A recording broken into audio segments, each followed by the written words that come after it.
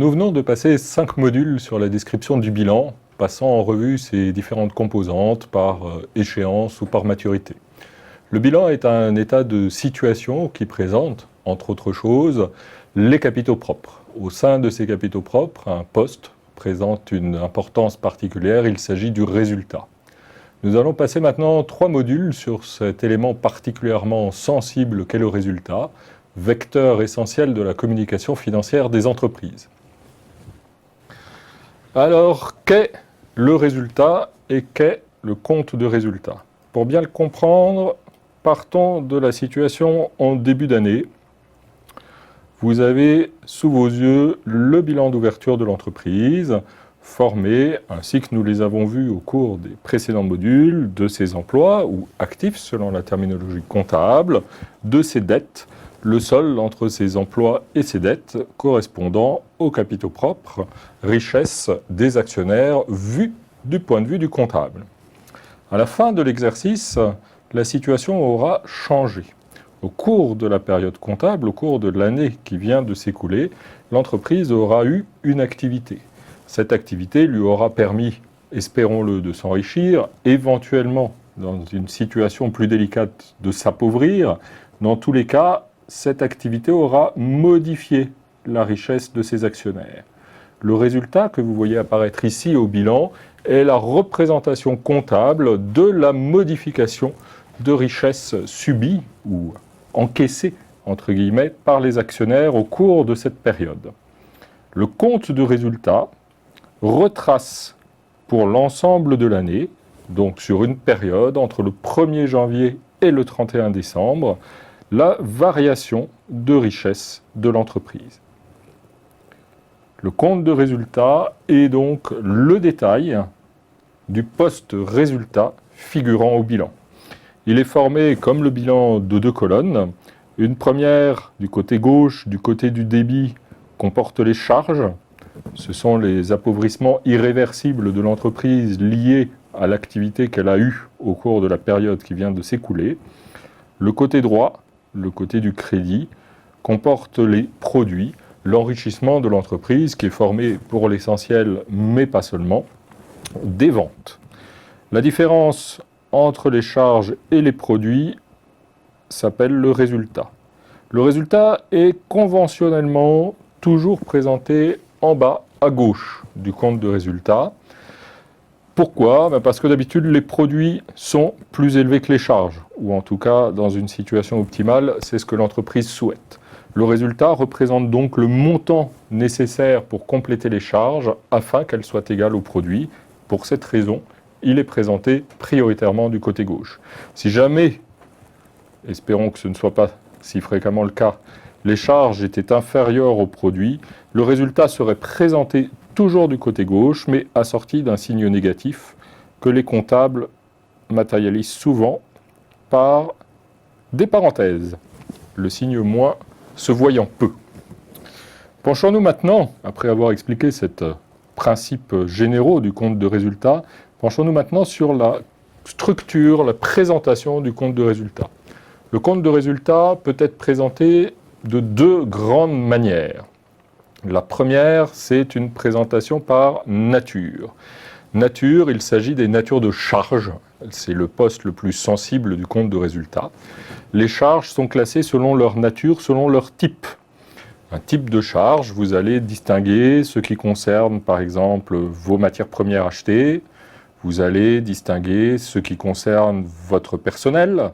Vous allez distinguer ce qui concerne l'usure de vos biens, ce que nous avons appelé, dans le module consacré aux actifs non courants, les dotations aux amortissements. Donc on va classer les charges en distinguant les charges entre elles par nature. La deuxième grande famille de présentation, qui est très présente dans la normalisation internationale, dans la normalisation IFRS, c'est une présentation dite par fonction. L'idée de la présentation par fonction est que l'entreprise est découpée en grands cycles, en tout cas pour son activité courante, pour son exploitation. Elle a un cycle de production et on va mettre à ce niveau l'ensemble des charges qui ont contribué à la production, quelle que soit la nature de ces charges, les frais de personnel, l'usure des biens, les matières premières achetées, sans les distinguer, ensemble des charges de production, à la décharge de commercialisation, deuxième grand cycle fréquemment trouvé, et on va mettre à ce niveau l'ensemble des charges qui ont contribué à la commercialisation des biens, salaire des commerciaux, loyer des locaux commerciaux, usure des voitures commerciales utilisées par les équipes, et nous avons souvent un troisième poste qui concerne tout ce qui tourne autour de l'administration. Vous aurez dedans en particulier le salaire et les amortissements afférents à la fonction comptable, qui est une fonction qui, ainsi qu'on le rappelle souvent au sein des entreprises, ne participe pas directement à la rentabilité de l'entreprise. Elle permet néanmoins de la comprendre et de la communiquer, ce qui est quand même essentiel à la survie de celle-ci. Nous allons détailler un petit peu plus maintenant la présentation du compte de résultat dans ces deux contextes différents, en commençant par le compte de résultat le plus classique en norme française, parce que telle est la forme qu'il adopte dans la liasse fiscale que remettent les entreprises au Trésor public, le compte de résultat par nature. Compte de résultat comporte donc sur sa droite les produits, alors il y en a de différents types, j'ai retenu les deux principaux. La première grande famille de produits pour une entreprise, ce sont évidemment ses ventes. Les ventes, c'est son chiffre d'affaires, c'est son activité, c'est ce pourquoi l'entreprise existe. Donc ça, c'est les produits issus de son activité. On trouve de manière plus marginale, souvent, même si pour certaines entreprises cela peut être significatif, des produits de type financier.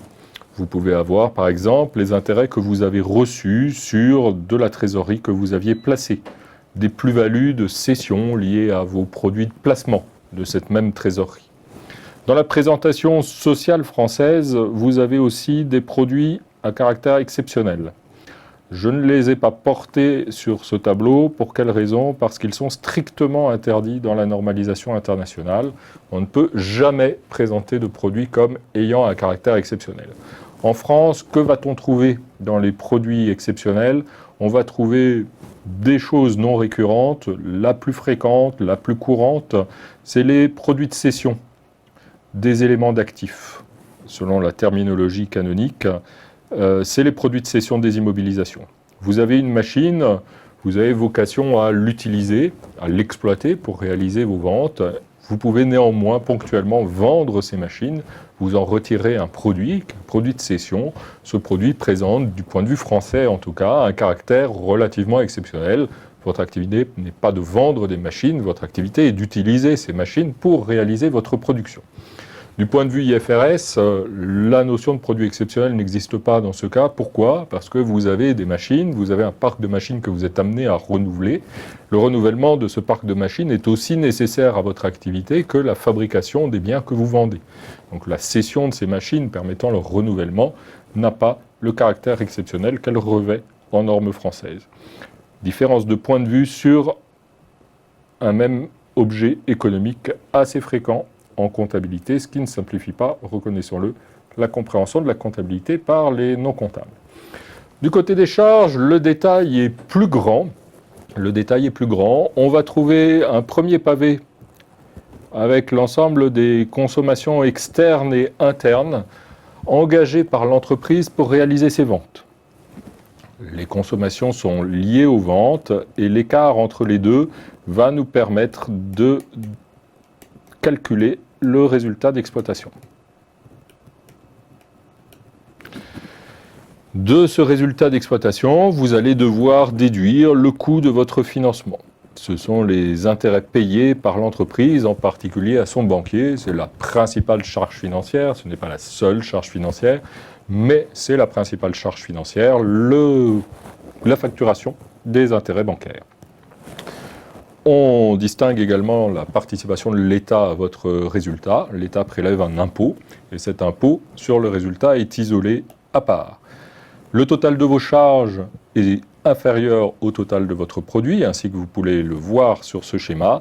L'écart entre le total de vos charges et le total de vos produits donne votre résultat, qui est, ainsi que je vous l'indiquais à l'instant, positionné du côté gauche en complément des charges pour atteindre le total des produits. On retrouve ici le tropisme naturel du comptable. d'avoir des états financiers équilibrés. Le résultat permet d'équilibrer votre compte de résultat. Nous allons maintenant voir rapidement ce que l'on trouve dans ces différents postes de charge pour l'essentiel, puisque l'enjeu en termes de présentation du résultat est plutôt du côté des charges. Les produits sont moins nombreux, comme sur le compte en banque d'un particulier. Il y a une ligne de salaire et de multiples lignes de dépenses. Comme pour un particulier, l'entreprise va espérer que les multiples lignes de dépenses ne sont pas supérieures à l'unique ligne de salaire touchée. Alors, qu'est-ce qu'on trouve dans les charges? Premier poste de charge, les consommations externes. Les consommations externes sont les biens et les services que l'entreprise achète à l'extérieur.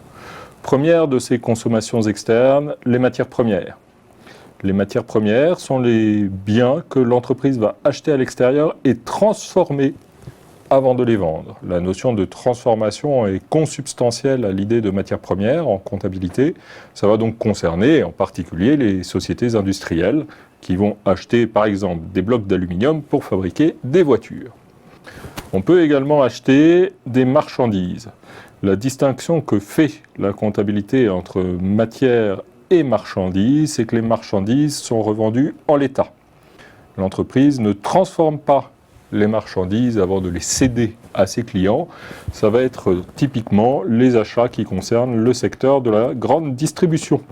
Vous mettez en rayonnage les boîtes de conserve dans l'état dans lequel vous les avez acquises et vous les vendez dans ce même état.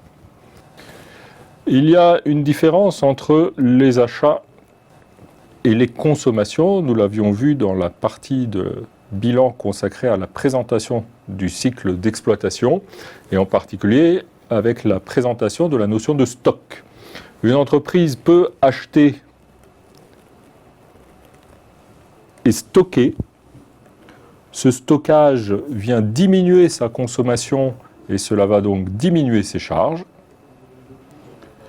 Une entreprise peut acheter et prélever sur ses stocks afin de fabriquer les biens ou de commercialiser les marchandises qu'elle vend et qu'elle n'avait pas achetées en suffisance. Ce prélèvement sur ses stocks va augmenter ses charges puisque face aux ventes réalisées, il faudra mettre non seulement les achats de l'année, mais également la ponction opérée par l'entreprise sur ses stocks, dont une partie aura été vendue. En dehors de ces achats de matières premières et de marchandises, on trouve aussi dans ces consommations externes ce qu'on appelle en comptabilité les autres achats et charges externes. Le nom, qui est le nom canonique en France, parce que c'est celui qui figure sur l'alias fiscale, remise par les entreprises au Trésor, recouvre un ensemble d'éléments assez variés. Vous allez avoir tout ce qui concerne les loyers, vous allez avoir tout ce qui concerne la consommation d'eau, d'électricité, de gaz, etc. Tous ces biens que l'entreprise consomme pour les besoins de son activité. Vous allez avoir les assurances, typiquement. Vous allez avoir l'intérim, qui est aussi considéré comme une charge externe et pas une charge de personnel. Vous aurez également en France les redevances de crédit-bail. Il y a des systèmes normatifs dans lesquels les redevances de crédit-bail subissent un traitement différent, c'est ce que nous verrons tout à l'heure. En France, en tout cas, les redevances de crédit-bail sont intellectuellement assimilées à des loyers. Donc ces autres achats et charges externes additionnés à ma consommation de matières premières ou de marchandises forment mes consommations externes, première source de charge, et vous le voyez tout de suite, source de charge importante pour l'entreprise. Après ces consommations externes, l'entreprise achète également ou paye des consommations internes. Ces consommations internes sont moins nombreuses, mais de montants généralement très importants. Les deux principales, ce sont les frais de personnel et les charges sociales associées aux frais de personnel, hors intérim donc. Consommations internes, pourquoi? Eh bien parce qu'une relation particulière lie l'entreprise à ses salariés, qui fait que la rémunération versée aux salariés est considérée comme une consommation interne, distincte des rémunérations faites avec les partenaires strictement externes de l'entreprise. Deuxième élément de consommation interne, les dotations aux amortissements. Les dotations aux amortissements que nous avons vues dans la partie consacrée aux actifs non courants. Les dotations aux amortissements qui, rappelons-le, matérialisent l'usure des biens utilisés sur plusieurs années par l'entreprise. Cette usure ne fait pas l'objet d'une facturation. Ne fait pas l'objet d'une facturation. Aucun prestataire ne vient facturer l'usure de la machine dont vous êtes propriétaire. Ce sont donc non pas des charges décaissées, ce sont des charges calculées. Et donc une charge d'un type particulier au sein de mon compte de résultat. Nous reviendrons dans la partie consacrée à l'analyse du compte de résultat sur cette notion de charge calculée et non de charge décaissée dans la détermination de l'autofinancement de l'entreprise. Donc, deux grands postes de consommation interne, le personnel et les dotations aux amortissements. Cela nous amène assez naturellement à la présentation d'un compte de résultat par nature, tel que le publie une entreprise particulière. En l'occurrence, il s'agit du compte de résultat par nature de Danone, si ma mémoire est bonne. Vous retrouvez ici, alors c'est une présentation en liste, plutôt que d'avoir le côté gauche et le côté droit. Dans les documents publiés par les entreprises, il y a souvent une présentation en liste, donc les uns en dessous des autres, avec les produits, ici un chiffre d'affaires de 32 milliards, et l'ensemble des charges. Vous voyez ici les achats consommés, il s'agit de mes achats corrigés de ma variation de stock. C'est pour ça que l'on parle de consommation et pas d'achat. Vous voyez ici mes consommations internes, les charges de personnel, les dotations aux amortissements, et on voit les autres charges externes. Ici, vous aurez les loyers, les assurances, les redevances de crédit-bail, et toutes ces dépenses de prestations achetées à l'extérieur. Il y a quelques postes qu'on n'a pas encore explorés. Les impôts et taxes, il y a tout sauf l'impôt sur les sociétés, qui n'y figure pas. Vous aurez en particulier l'ancienne patente, l'ancienne taxe professionnelle, la contribution économique sur la valeur ajoutée. Vous aurez tout ce qui est taxes foncières, taxes sur les salaires dans certains secteurs d'activité, les impôts et taxes qui ne concernent donc pas l'impôt sur les sociétés, et vous n'aurez pas non plus évidemment la TVA. La TVA qui n'est pas une charge et n'est pas un produit pour l'entreprise et qui ne figure donc pas dans les consommations impôts et taxes. Présentation par fonction, par nature de charge. Cette présentation par nature de charge est une possibilité laissée aux entreprises. L'autre possibilité est une présentation par fonction. La présentation par fonction part toujours du constat que vous avez des ventes et que vous avez des intérêts reçus. Et au lieu de se concentrer sur un classement des charges par nature, elle va s'attacher à rattacher les charges au cycle de l'entreprise. Donc vous aurez des charges liées à la production de l'entreprise, c'est le coût de production. Vous aurez des charges liées à la production de l'entreprise, c'est le coût de production.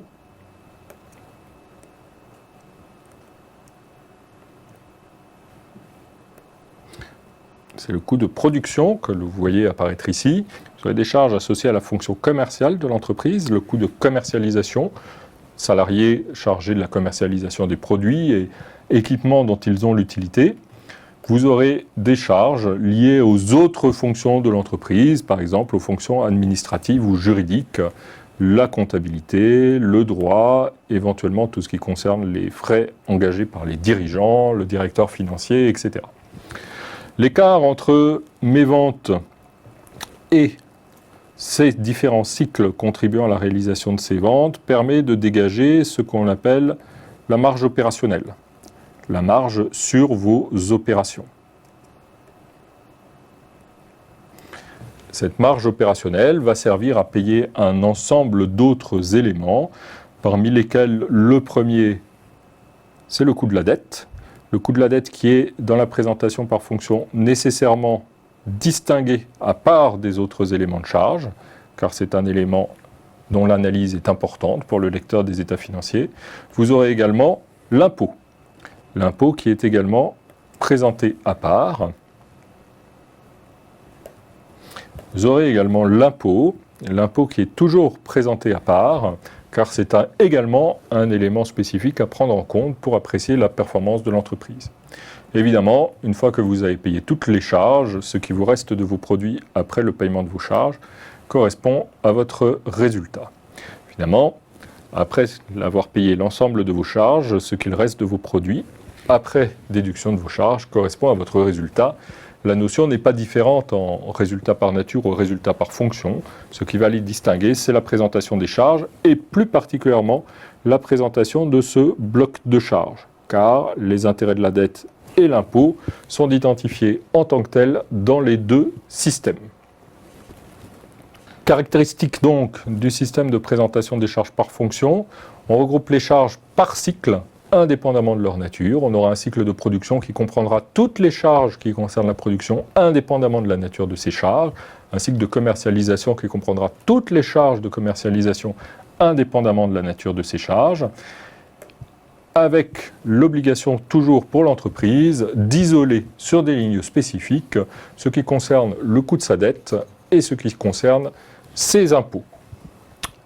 Quand on parle d'impôts sur les sociétés. Les coûts de production, vous aurez donc les consommations de matières premières, les achats corrigés de la variation des stocks, consommation de matières premières ou de marchandises d'ailleurs, ça dépend des entreprises. Vous aurez les salaires et les charges sociales. Vous aurez les dotations aux amortissements sur les machines, les équipements et l'usine. Machines, usines, etc. Vous aurez l'assurance de cette usine, vous aurez l'électricité de cette usine, etc. Des charges qui sont regroupées dans le cycle de production parce qu'elles contribuent à la réalisation de votre production, indépendamment de la nature de ces charges. Dans le cycle de commercialisation, vous trouverez les salaires des commerciaux, qui sont souvent un poste important pour la commercialisation. Donc les salaires des commerciaux. Vous trouverez tout ce qui tourne autour du marketing et de la publicité, typiquement. Vous trouverez tout ce qui est dotation aux amortissements des voitures, utilisées par les commerciaux. De manière plus générale, des biens utilisés par les commerciaux. Vous trouverez l'assurance des locaux commerciaux, les loyers des locaux commerciaux. De manière générale, toutes les charges qui, quelle que soit leur nature, contribuent à la commercialisation des biens que vous fabriquez.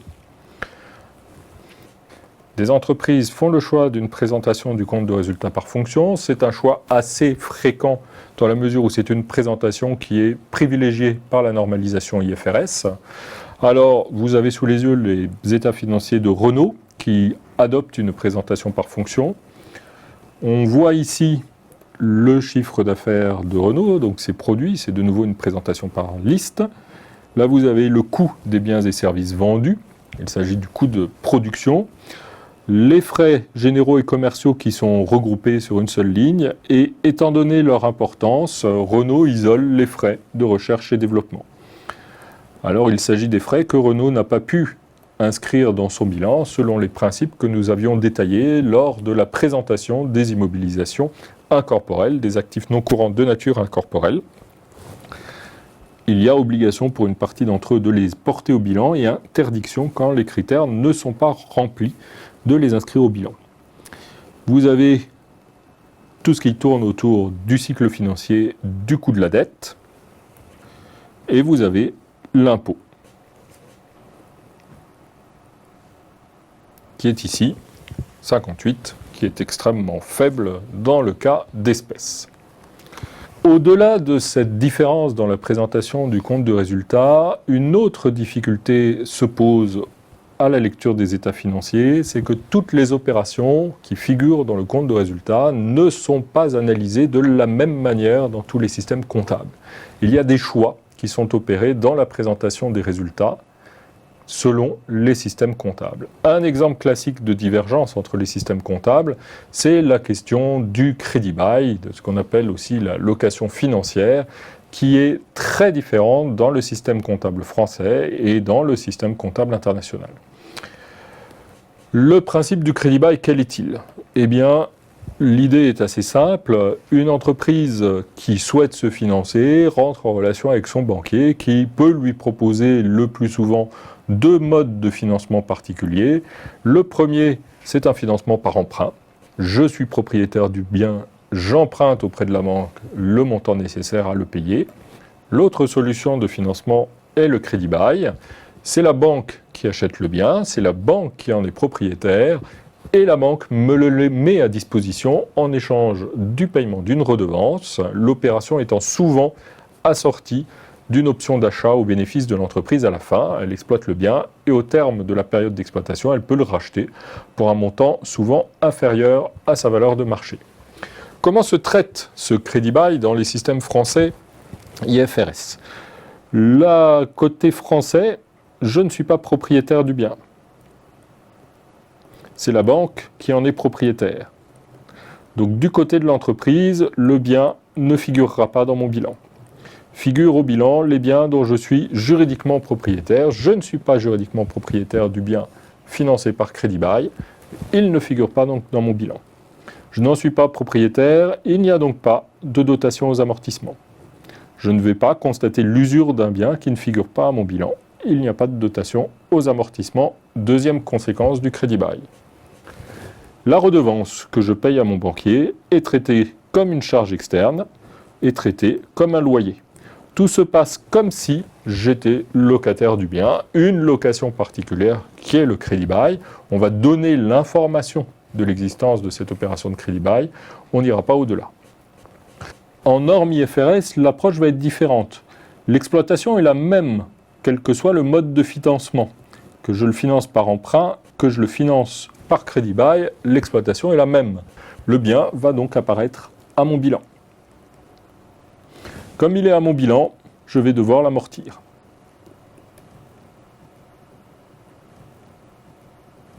Le crédit bail est donc scindé pour sa partie redevance et scindé pour une partie en charge d'intérêt, pour une partie en remboursement de l'emprunt. Car si le bien figure à mon bilan, j'ai en contrepartie un emprunt. Et la redevance est traitée comme une annuité sur cet emprunt. Vous regardez un compte de résultat français, eh bien, en compte de résultat, le crédit bail se voit uniquement dans les charges externes. C'est le seul endroit où vous verrez l'opération de crédit bail sur une ligne redevance et elle y figurera pour la totalité de cette redevance. En normalisation IFRS, vous aurez dans le compte de résultat les intérêts, la partie intérêt de la redevance. La redevance va devoir faire l'objet d'une analyse comme une annuité d'emprunt, ce qui va nécessiter des travaux financiers particuliers. Vous allez voir une dotation aux amortissements qui, elle, n'est pas liée à la redevance. La dotation aux amortissements est liée à la présence d'un bien dans votre bilan. Et vous aurez un remboursement d'emprunt. Le remboursement d'emprunt va venir diminuer le montant qui figure à votre passif. Donc, le remboursement d'emprunt ne concerne pas votre compte de résultat, il concerne votre bilan. Ce qui est important de voir, c'est qu'au terme de l'opération, la conséquence du traitement du crédit bail, que ce soit en France ou en normalisation IFRS, sera la même. Le résultat cumulé sur l'ensemble des périodes sera le même, quel que soit le système normatif dans lequel je me situe. L'enjeu est, comme souvent, un enjeu de répartition de la performance dans le temps. L'enjeu est, comme souvent, un enjeu de spécialisation de l'exercice. Le compte de résultat donne donc d'une manière qui laisse en réalité bien des marges de manœuvre à l'entreprise le détail de la variation endogène de la richesse de l'entreprise au cours de la période. Variation endogène car il s'agit de la variation de la richesse telle que l'entreprise en est à l'origine, telle que l'entreprise en est à la source. Pour l'analyse du compte de résultat, on dispose d'instruments particuliers, d'instruments presque canoniques que nous allons présenter maintenant dans le prochain module.